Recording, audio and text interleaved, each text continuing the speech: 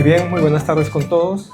Muchas gracias por asistir acá a la 29 Feria Internacional del Libro de Lima, donde tenemos el agrado de presentar Del ronroneo al rugido, un conjunto de apuntes y comentarios que realiza Sergio Bolívar en torno a la actualidad, la política y el contexto histórico-social en el que vivimos.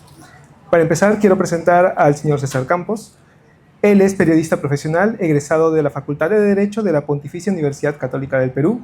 Tiene más de 20 años como director y editor de diversas publicaciones peruanas, programas radiales y de TV, especializado en temas políticos, jurídico-constitucionales, locales e internacionales. También ha sido asesor de la Presidencia del Congreso durante la gestión de Luis Iberico y secretario de prensa durante el segundo gobierno de Alan García. Por su parte, Juan Paredes Castro es periodista de trayectoria impecable, es limeño de nacimiento y provinciano por arraigo, pero sobre todo un ciudadano del mundo, testigo y cronista de grandes transformaciones globales. Fue director periodístico y editor central de política en El Comercio, donde cubrió hitos como la caída del muro de Berlín, el conflicto de Medio Oriente y el retorno democrático en Sudamérica. Su firma ha brillado también en medios como La Crónica, Canal N y Reuters. Es columnista dominical de El Comercio y ha sido distinguido con el Premio Jerusalén, la Medalla de la Ciudad de Lima y la Medalla del Congreso de la República. Finalmente, Sergio Bolívar es consultor especializado en comunicación estratégica y reputación institucional, con amplia trayectoria como analista político en el ámbito nacional e internacional. Es doctor en gobierno de las organizaciones por el PAD de la Universidad de Piura y MBA por el IE Business School. Asimismo, comparte su quehacer comunicacional con la enseñanza, desempeñándose como docente y conferencista en distintas universidades. Es columnista en diversos medios digitales e impresos, en donde aborda coyunturas políticas nacionales e internacionales, así como temas de gobernabilidad. Le damos el pase primero al señor César Campos. Damas, caballeros, tengan cada uno de ustedes muy buenas tardes y les confieso el enorme honor que constituye para mí estar presente aquí en la presentación del libro de Sergio Bolívar, Del ronroneo al rugido, que me he permitido leer ampliamente y, como no, recordar también algunos aspectos que, por ser ambos colaboradores del Diario Expreso, constantemente he seguido también del propio Sergio. Y, por supuesto, también un enorme placer estar compartiendo esta mesa con mi querido antiguo amigo y colega Juan Paredes Castro, que hace poco ha presentado también un magnífico libro que se lo recomiendo, Partidos Políticos del Siglo XXI en el Perú, en esta Feria Internacional. Yo quiero tocar algunos puntos, primero anticipando lo que ya se dice en el mismo texto, en la presentación del libro, de que el título obedece a una de las columnas publicadas por Sergio el 16 de agosto del año pasado, en la que se señala que del ronroneo al rugido era como un marco comparativo entre los gobiernos de Dina Boluarte. Como ustedes recuerdan, en esos días de agosto del año pasado, ella se permitió, ante un auditorio de escolares, reivindicar esa vieja canción del gato ronrón, ¿no? Y mientras tanto, Javier Milei, el presidente de Argentina, se permitía dictar algunas medidas bastante controversiales, pero audaces y necesarias para mejorar la economía de ese hermano país de Sudamérica. Entonces, me pareció y me parece muy inteligente de parte de Sergio haber establecido ese marco comparativo, porque al final de cuentas trata de ver cómo hay dos velocidades diferentes en la manera de implementar políticas públicas necesarias. El ronroneo de un gato es apenas pues un maullido, una cosa muy pequeña, imperceptible, mientras que el rugido, como se le llama o se le atribuye a Javier Milei en Argentina, ¿no?, que es el león de Argentina, el rugido del león es algo absolutamente diferente. Pero a esto le añade, además, Sergio, dentro de su presentación, un aspecto que a mí me gustaría resaltar, porque además a lo largo del libro no solamente es un reclamo por posturas firmes, sino también una demanda a todos los sectores, no solamente a los ciudadanos, a los gobernantes, a los gobernados y sobre todo al sector empresarial, que a veces deja mucho que desear en su actitud en defensa de la misma democracia, o los mismos intereses que ellos dicen encarnar. Pero dice Sergio, cada artículo, ¿no?, busca ofrecer claridad conceptual, diagnósticos bien fundados y propuestas realistas que parten de una convicción el Perú aún puede rehacerse si decide hacerlo.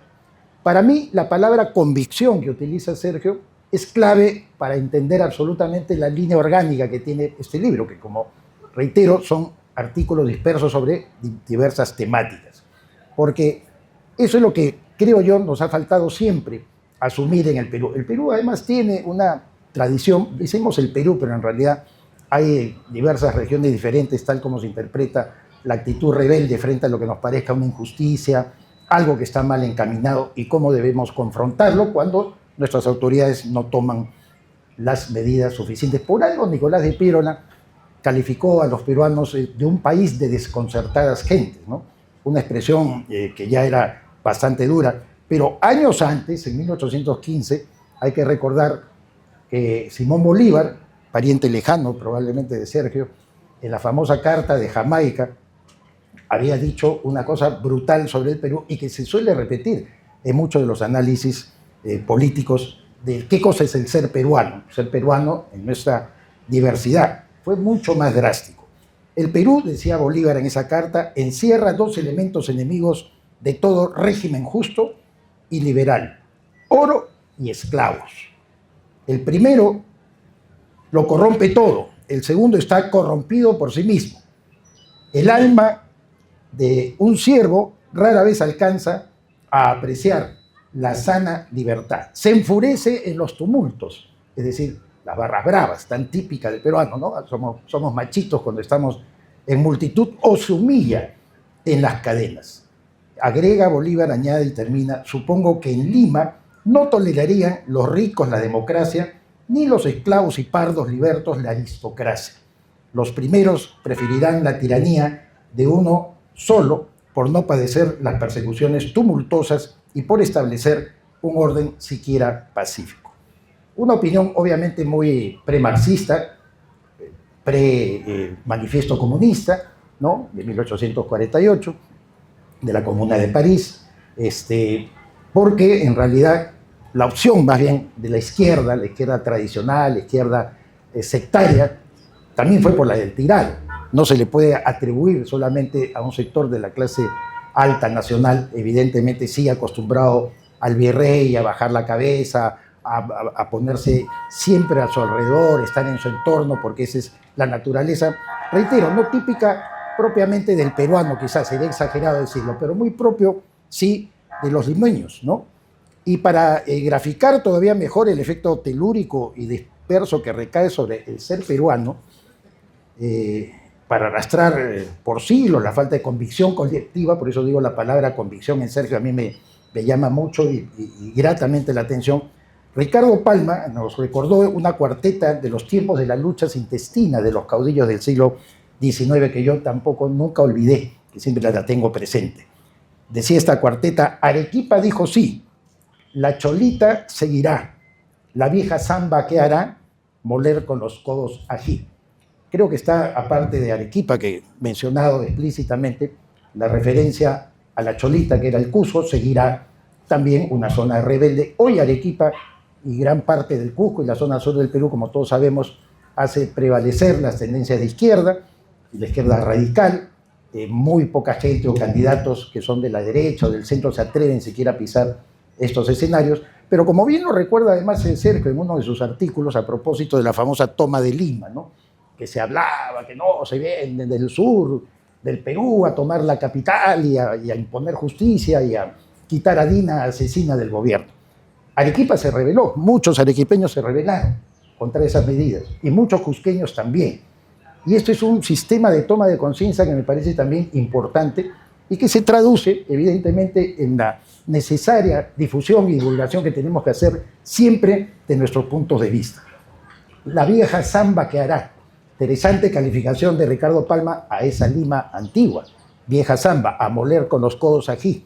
Nosotros que toda la vida hemos hablado de ese impacto telúrico negativo que tenemos los limeños, una ciudad de polvo y la niebla, como le llama Jaime Bailey, una ciudad poco rebelde, siempre acomodaticia, ¿no?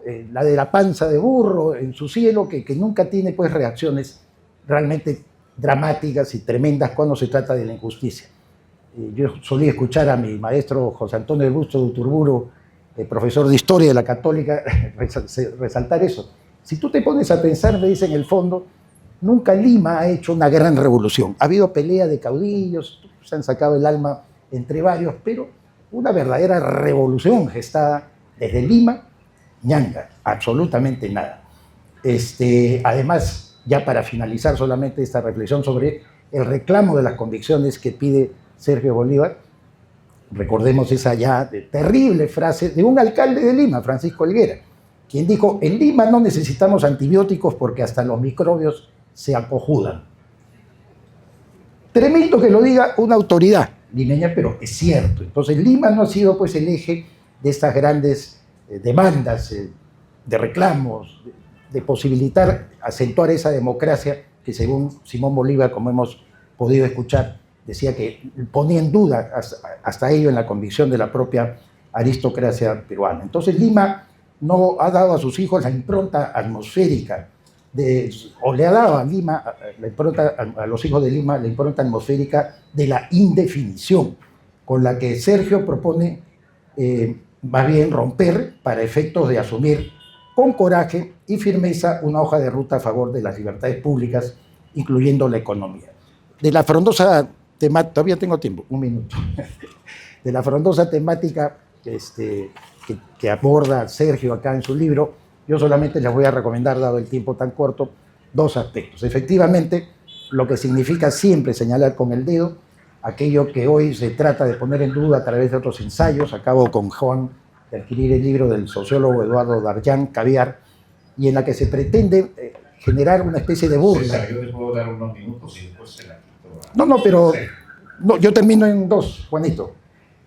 Porque hay algo que sí hemos asumido mucha gente con convicción, y es el tema de identificar qué cosa es caviar, que a veces es cierto, lo dice Darllán también, hay una exageración, cualquiera que cree en los derechos humanos, en los principios libertarios, en los derechos de la mujer, en los derechos del ambiente, a veces, no, tú eres caviar porque estás ahí abogando por cosas aparentemente esotéricas, y no comprendemos que de eso se ha apropiado la izquierda de nuestro país y que nosotros tenemos como misión no estar en contra de los derechos humanos, no de los derechos ambientales, no de los derechos de la mujer. Tenemos que estar en contra de esa organización woke creada y ya patentizada a nivel internacional, que se ha apropiado precisamente de esos principios libertarios.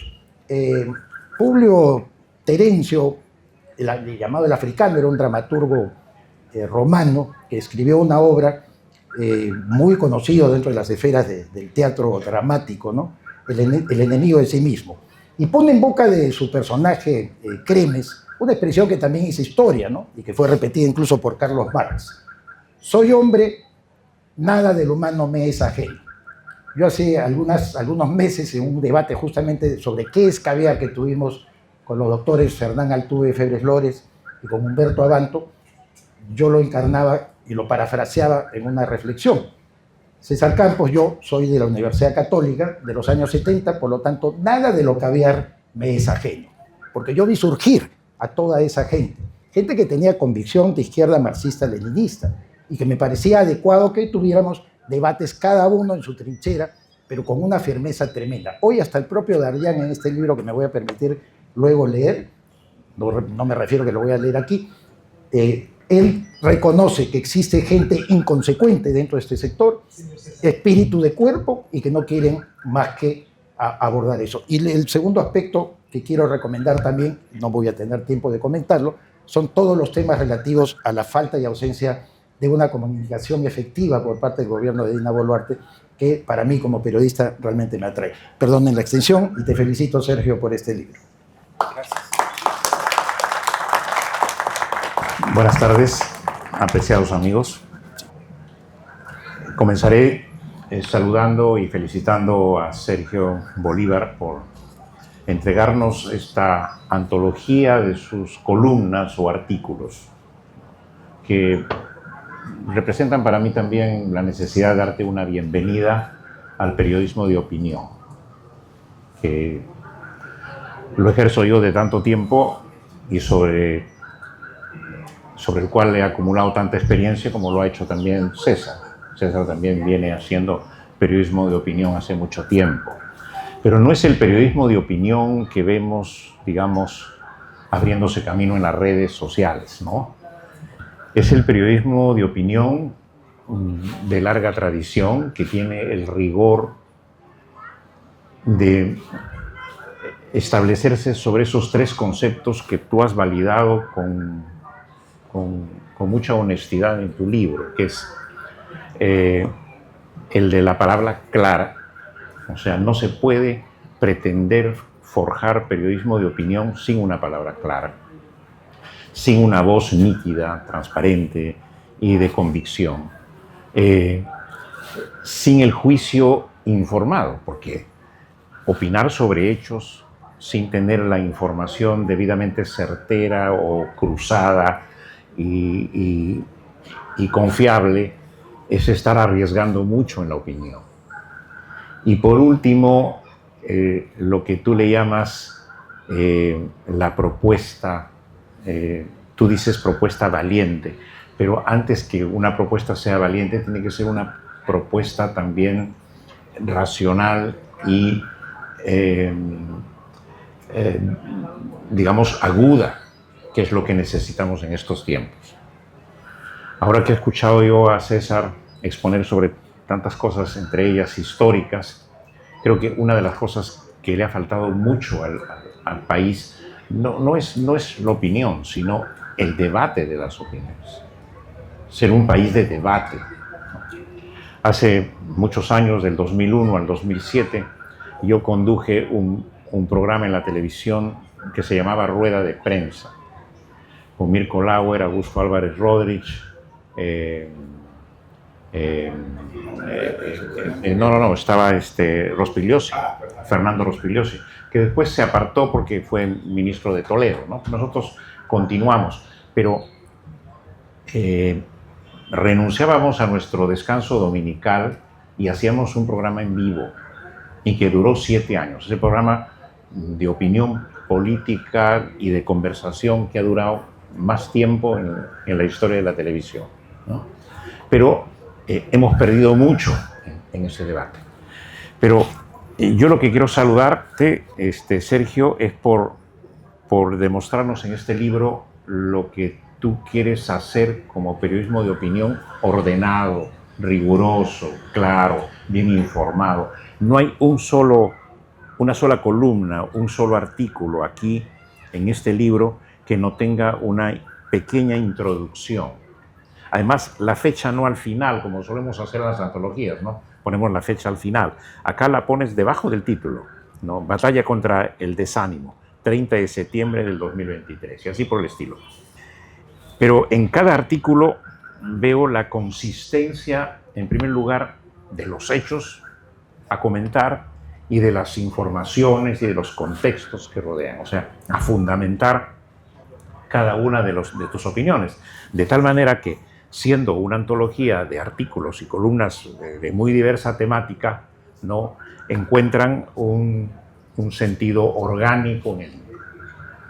Y yo creo que te deseo suerte en este camino del periodismo de opinión, que es todo un reto, un desafío, ¿ya? Y ahora me quedo para comentar la parte medular del conjunto de tus artículos. Entre esa parte medular rescato yo tu insistencia en que no tenemos reformas y que tenemos que tener reformas, y que sin reformas políticas de fondo y algunas de ellas estructurales no vamos a ir a ninguna parte.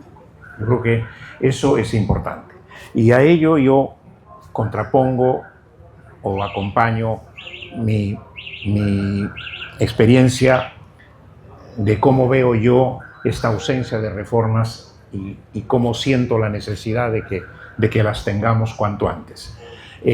Yo creo que desde el 93, o sea, en 1993, en que logramos construir la la constitución que tenemos, yo creo que esa es la primera gran reforma que se hizo en el Perú en los últimos tiempos. O sea, quiero ver la Constitución del 93 como un producto de reforma. Y creo que se ha logrado hacer una de las reformas no solo más consistentes que tenemos y que prácticamente ha puesto las bases de toda la estabilidad política hasta el punto que podemos llamarle así, hasta el día de hoy. Ahora, que le falte a esa reforma otras reformas de segunda generación, de tercera generación, yo creo que también es un optimismo demasiado, porque no hemos terminado de hacer primeras reformas de primera generación. No la tenemos en educación, no la tenemos en salud, que el tema de la pandemia nos despertó precisamente el gran problema que tenemos de que no tenemos una reforma en salud, ¿no? Que es sumamente importante. Y no la hemos hecho en educación, la hemos hecho la reforma política, económica y social en la Constitución, no hemos ido más allá, porque generalmente nos rodean algunos círculos de mandato gubernamental, presidencial, círculos que casi siempre son muy restrictivos, comenzando por los círculos de transición. Cae Fujimori, empezamos el gobierno de Toledo con la transición, o antes del gobierno de Toledo con la transición de Paniagua. Un excelente estadista, yo diría que ejerció un mandato presidencial provisorio, con mucha honestidad, pero restringido por no poder ir más allá. O sea, creo que somos presos o presas de unas transiciones fallidas, todas las transiciones desaprovechadas totalmente. Entonces, Paniagua nos ofrece una transición corriendo ya a la par con la presión de Toledo de nuevas elecciones, porque el favorito a ganar la elección y a gobernar era Toledo, ¿no? Entonces, el Perú se fue como loco, como siempre, detrás de nuevas elecciones, que es siempre la tentación que tenemos. Cualquier crisis debe resolverse con nuevas elecciones, ¿no? Y a las nuevas elecciones vienen todos con el ánimo de conquistar el poder, de ganar las elecciones precisamente, pero no preparados para gobernar. O sea, nuestros partidos, ¿no?, con las excepciones del caso a lo largo de la historia, nunca se prepararon para gobernar. Había un partido, el partido con el que de alguna manera se ha identificado César Campos, y que no lo elogio porque tú estés presente aquí, pero experimentó en sangre propia, ¿no?, una larga propuesta de gobernabilidad para el país, pero no le permitieron gobernar. Tuvo un veto histórico, tuvo votos siempre, pero junto a los votos tuvo vetos. No solamente vetos militares, no solamente vetos propiamente de los adversarios, sino vetos de la propia sociedad. O sea, no le permitieron gobernar a Lapra.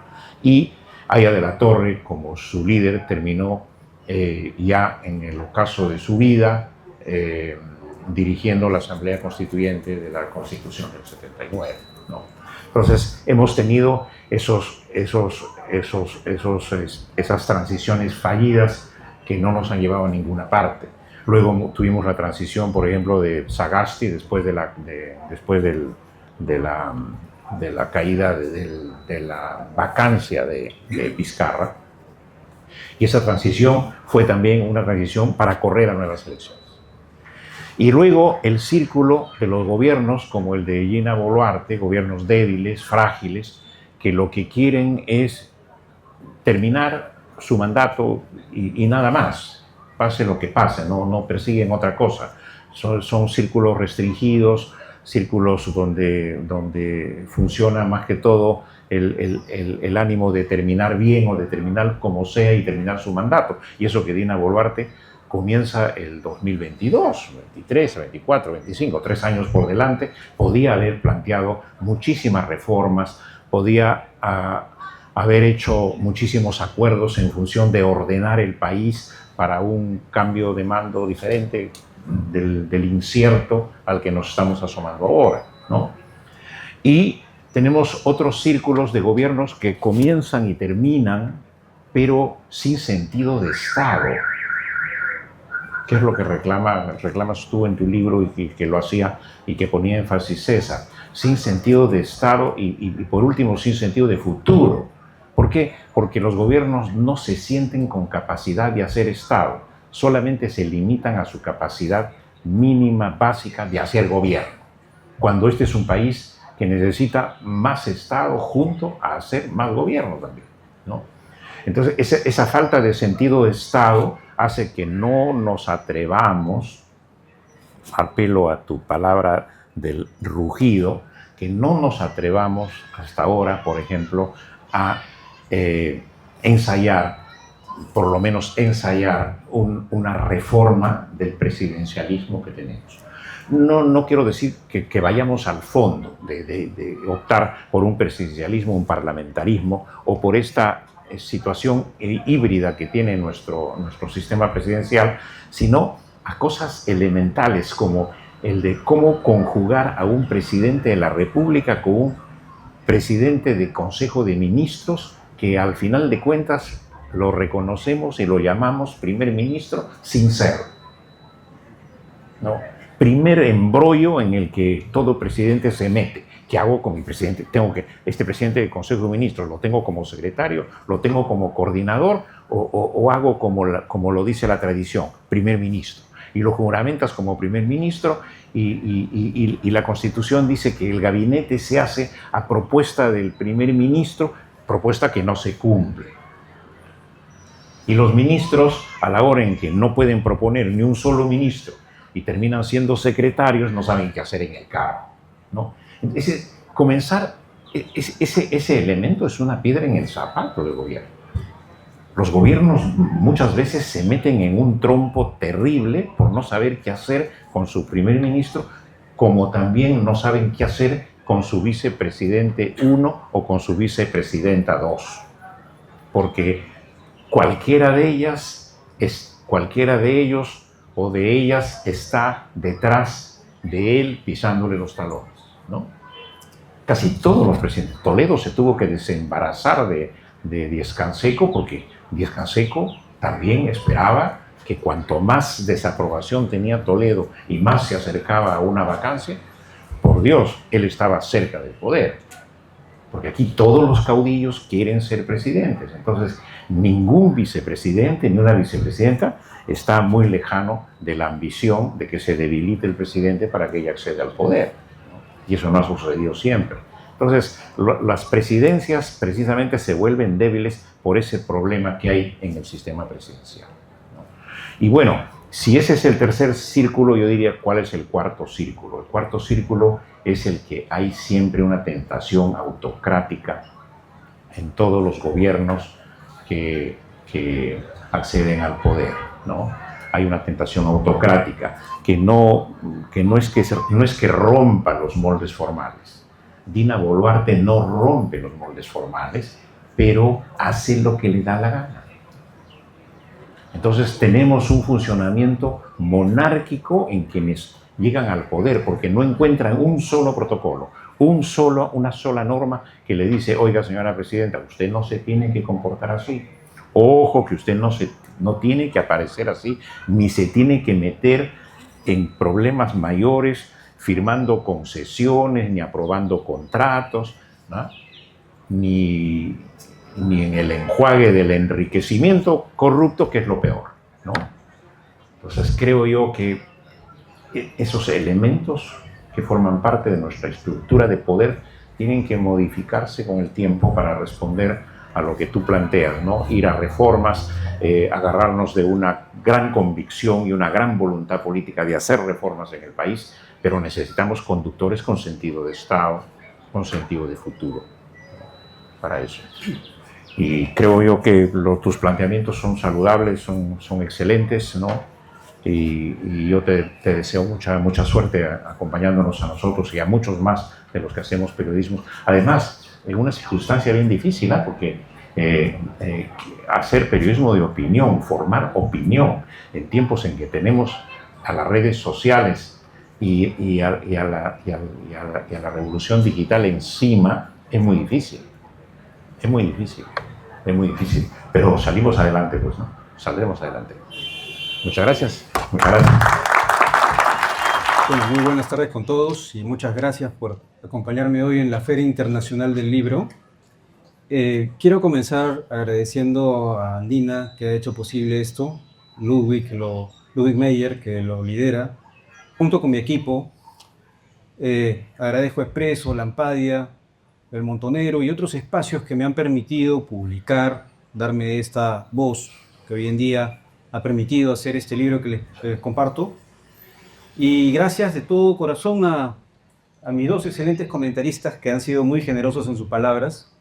César Campos, primo de cariño, porque somos Campos los dos también, y Juan Paredes Castro, una persona que admiro muchísimo, ambos de magníficas trayectorias, lo cual a mí me honra muchísimo tenerlos acá en la mesa, compartir con ellos. Y también al Centro de Desarrollo Editorial, que me ha ayudado a organizar esta obra que les presento el día de hoy, que es un libro que no fue escrito para complacer, sino más bien para que pueda sacudir un poco los asientos de la gente. Y gracias también a muchas personas que veo acá, que conozco, caras conocidas, entre ellas académicos, estudiantes, amigos, ¿no? Y por supuesto mi familia. Este libro no solamente lo considero un hito personal, sino más bien es un acto profundamente político, mucho más después de lo que han escuchado, pero en el mejor sentido de la palabra es una invitación también para que pensemos juntos en cuestionar que estamos empezando a normalizar cosas que no deben ser normalizadas y tenemos que desafiar ese silencio que muchas veces se siente muy cómodo y que nos ha tenido demasiado tiempo en pausa. El título, precisamente, del ronroneo al rugido, no es una metáfora que sea del todo simpática o agradable, ni tampoco es una construcción marquetera. Más bien es una advertencia. El ronroneo representa precisamente ese estado tibio del ciudadano, esa resignación que se disfraza de madurez o muchas veces ese mejor no opino, ¿no? Que tantas veces nos está haciendo cada vez más daño. Pero el rugido más bien es otra cosa completamente distinta. Es ese sonido de conciencia interna cuando ya no puedes seguirte callando. Es ese instante en el que decimos que cuando esas personas que miran al costado están dando un acto de complicidad. Este libro reúne más de 50 artículos escritos en medio de una tormenta de gobiernos que se estaban desmoronando, de presidentes que han mentido, de instituciones que han colapsado y de una ciudadanía que está confundida entre el espectáculo y la verdad. Pero del ronroneo al rugido no es una colección pues únicamente de artículos sueltos, tiene una arquitectura, tiene un hilo conductor y tiene también un propósito. No es un ejercicio de nostalgia, sino más bien es una bitácora de resistencia. Y lo escribí en diversas horas del día y muchas veces con cólera, otras con miedo también, porque digo cosas que probablemente a algunos les pueden haber afectado, pero siempre con la convicción, como han tratado aquí de sacarlo, de que el silencio no es una opción. Mantener silencio no es la opción correcta. Y si bien algunos artículos han nacido en coyunturas muy precisas, todos están conversando entre sí, porque el deterioro institucional, la justicia capturada, la manipulación política, la minería ilegal, la geopolítica del poder, el cinismo político no son hechos aislados, sino más bien son parte de una misma descomposición. A veces algunos me preguntan si el libro es de izquierda o de derecha, yo les digo que esto viene desde abajo hacia arriba, desde la ciudadanía que está observando, que está tratando de analizar y cuestionarse un poco más las cosas, hacia un país que podemos empezar a construir atreviéndonos a pensar mejor. Y el libro no niega el conflicto, sino más bien celebra que no sea la bronca la única forma de tomar acción. Porque hoy estamos en un gran peligro, como lo está advirtiendo Juan.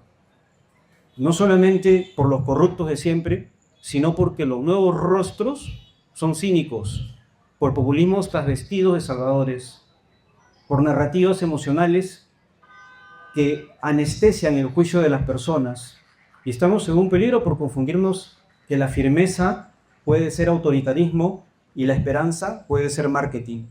Y lo más grave es que nos estamos acostumbrando a vivir con miedo, a que la extorsión sea parte del costo de la empresa, a que la impunidad maquille el derecho y a que la manipulación se normalice con el nombre de estrategia. Y cuando una sociedad se acostumbra a que se deterioren las cosas, deja de ser sociedad y se convierte en un terreno de nadie. El ronroneo rugido es un intento de recuperar la brújula. No tengo todas las respuestas, pero sí tengo preguntas. ¿Qué significa tener reputación en el Perú, donde la mentira no cuesta? ¿Para qué sirve la política si no transforma, ni tampoco protege? ¿O hasta cuándo seguiremos buscando héroes por fuera, cuando el verdadero cambio tiene que pensar desde cada uno de nosotros mismos? Este libro está escrito para que los empresarios sean más honestos, para los jóvenes que se pregunten si vale la pena quedarse en el Perú, para periodistas que no se venden por el canje y políticos que aún creen en el bien común. También confieso que lo escribí para mí mismo, para recordarme que empecé a escribir, por qué empecé a escribir estas columnas, que ha sido para no olvidarme de que el pensamiento es libre y que el ruido puede ser más fuerte si viene con un rugido, que hoy necesitamos más gente que no grite, sino que digan algo de verdad, que necesitamos que haya menos influencers que hagan caos, sino más ciudadanos que tengan criterio, menos consignas, más ideas, menos cálculo y más coraje. Porque si seguimos aplaudiendo al más escandaloso, al más autoritario o al más efectista, vamos a terminar vaciando la política de contenido, de ética y de futuro. Quiero terminar con una imagen que me ha venido con este arbolito además, ¿no? Que es la única sala, creo que lo tiene. Es que el bosque a veces puede parecer muy calmado, puedes caminar entre árboles sin escuchar nada, pero eso no significa que no haya nada. A veces basta un solo rugido, uno solo firme, clave, coherente para que el bosque despierte. Para que recordemos que estamos vivos, que podemos pensar, que podemos resistir, que podemos construir algo mejor. Gracias por estar aquí, gracias por leer y gracias por rugir.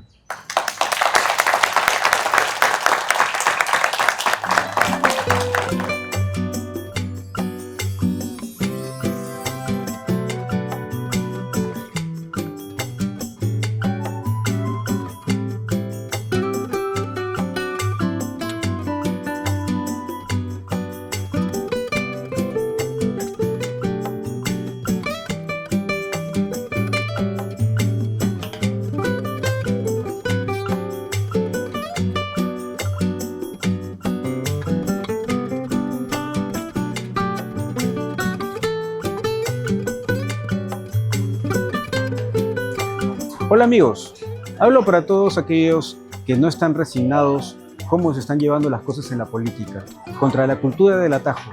Acá van a encontrar unas reflexiones muy claras del ronroneo al rugido, un libro que lo pueden encontrar en el stand 126 de la Feria Internacional del Libro.